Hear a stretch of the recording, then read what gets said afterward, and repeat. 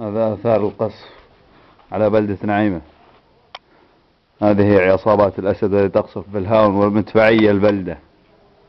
الله أكبر عليك، الله أكبر، الله أكبر.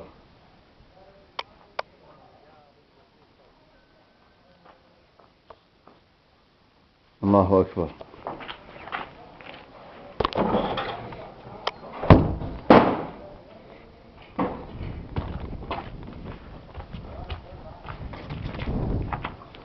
الله أكبر.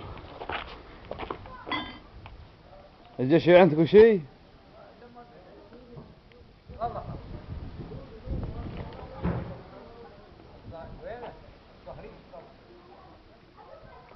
الله لا يوفقك يا كلب، الله لا يوفقك.